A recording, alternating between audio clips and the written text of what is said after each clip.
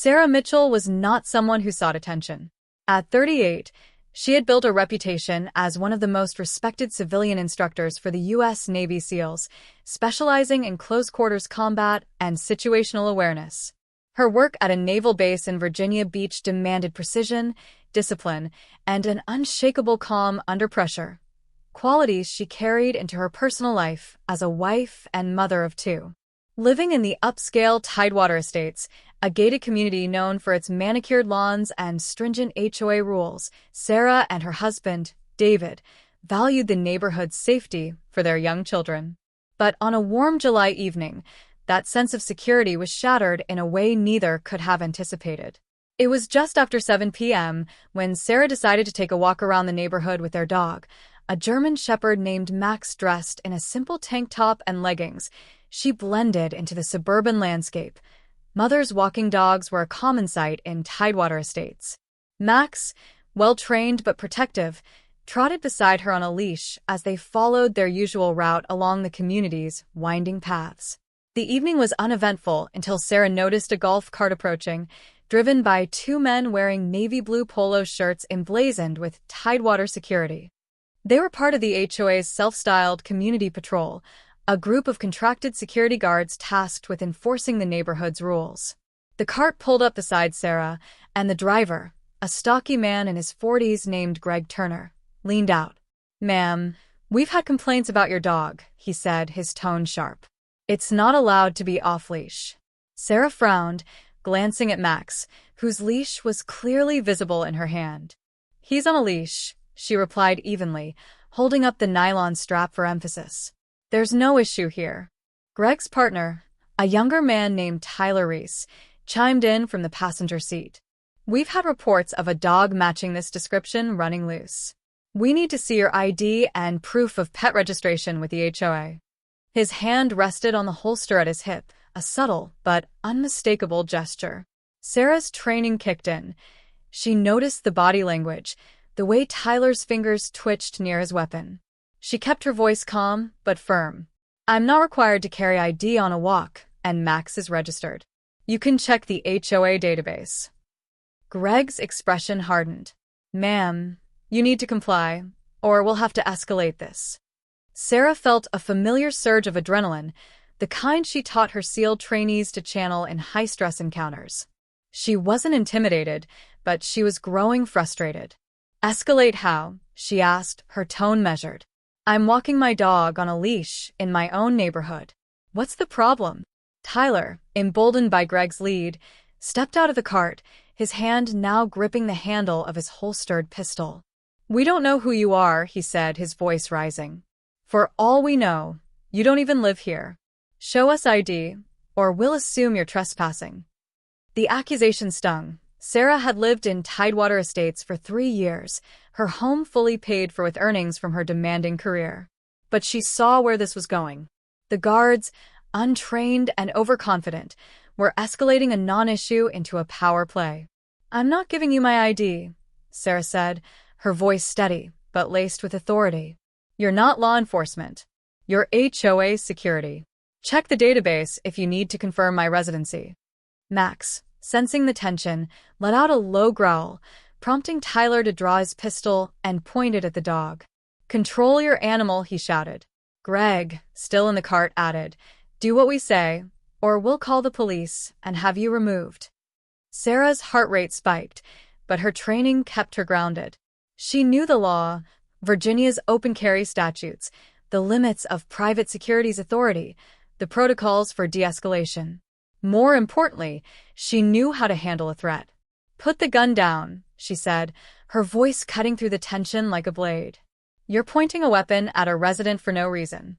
That's reckless endangerment." Tyler hesitated, his grip on the pistol wavering. Greg, sensing the situation slipping, climbed out of the cart, his own hand on his holster. "You don't get to tell us what to do," he snapped. "We're in charge here." Sarah's mind raced through her options. She could disarm Tyler in seconds. Her training included disarming techniques she'd taught to SEALs, but that would escalate things further, potentially putting Max at risk.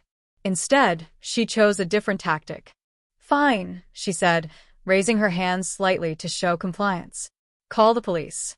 "I'll wait." She pulled out her phone, dialed David, and put the call on speaker. "David, I'm on Maple Drive with 2 HOA guards who've drawn a gun on me and Max. I need you to contact the HOA president and our lawyer." "Now." David, a software engineer who worked from home, was stunned but acted quickly. "I'm on it," he said, already dialing the HOA president, Linda Harris. Meanwhile, Sarah kept her eyes on Tyler, who still held the pistol, though it was now lowered slightly. "You're making a mistake," she told him. "You have no authority to pull a weapon on me. You're not cops. You're renegades with zero training." The standoff lasted less than 5 minutes before a police cruiser pulled up, lights flashing. 2 officers, one a seasoned veteran named Officer Daniels, approached the scene.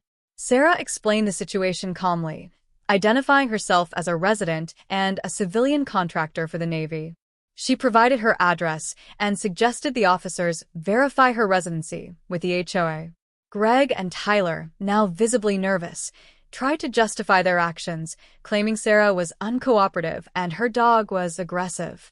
Officer Daniels, after checking Sarah's information and confirming her residency, turned to the guards. "You pulled a firearm over a dog on a leash?" he asked, his tone incredulous. "You're not law enforcement. You don't get to play cop." He confiscated their weapons for the duration of the investigation and took statements from both sides. Sarah, still composed, requested that the incident be documented and that the HOA be notified of the guards' actions. By the time David arrived with Linda Harris, the HOA president, the situation had de-escalated, but Sarah wasn't done. Linda, a retired school administrator, was mortified when she learned what had happened. "Sarah, I'm so sorry," she said. "This is unacceptable. These guards are contracted through a private firm. I'll ensure they're removed immediately." Sarah nodded but wasn't satisfied with apologies. "This isn't just about these 2, she said. "Your security team is untrained and dangerous.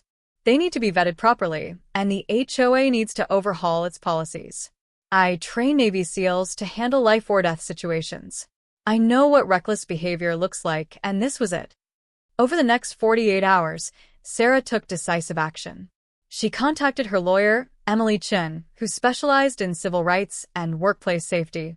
Together, they drafted a formal complaint to the HOA board, demanding the termination of the security firm's contract and a full review of Tidewater Estates' security protocols. Sarah also reached out to her contacts at the naval base, including a senior officer who oversaw contractor compliance. She requested an independent assessment of the security firm, citing their threat to a civilian instructor as a potential risk to military personnel living in the community. The HOA board, under pressure from Sarah's complaint and the police report, voted unanimously to terminate the contract with the security firm, Coastal Safety Solutions. Greg and Tyler were fired within hours, their concealed carry permits flagged for review by the state. The police investigation concluded that their actions constituted reckless endangerment, though no charges were filed due to Sarah's decision not to press the issue further. She wanted systemic change, not individual punishment. Sarah didn't stop there. Drawing on her expertise, she offered to consult with the HOA on developing a new security training program. She proposed mandatory de-escalation training, clear boundaries for security personnel, and regular audits to ensure compliance with state laws. The board, eager to avoid further liability, agreed. Sarah brought in a colleague, a retired SEAL instructor named Mike Torres, to design a curriculum that emphasized restraint and professionalism. The incident sparked a broader conversation in Tidewater Estates. Residents, many of whom were military families, rallied behind Sarah, sharing their own stories of overreach by the HOA's security team. A town hall meeting was held, where Sarah spoke about the importance of accountability and training in high-stakes roles. "I teach warriors how to stay calm under pressure," she said. "If I can do that for SEALs, we can do it for our neighborhood security." The fallout extended beyond the community. Local news outlets covered the story, highlighting Sarah's role as a SEAL trainer and the HOA's failure to oversee its security team. The coverage prompted other Virginia Beach neighborhoods to review their own security contracts, exposing a statewide issue with undertrained private guards. Sarah became an unexpected advocate, speaking at community forums about the need for proper oversight in private security. For Sarah, the experience was a stark reminder of the thin line between authority and abuse. She continued her work with the SEALs, her resolve strengthened by the incident. At home, she and David implemented stricter safety measures, including a home security system and a protocol for documenting any future encounters. Max, ever loyal, remained her steadfast companion on evening walks, his leash always firmly in hand. The Tidewater Estates HOA, now under new scrutiny, implemented Sarah's recommendations, hiring a reputable security firm with a track record of professionalism. The neighborhood felt different, safer, but also more aware of the power dynamics that had gone unchecked for too long. Sarah, though reluctant to be in the spotlight, became a symbol of standing firm against injustice, her expertise and composure turning a moment of fear into a catalyst for change.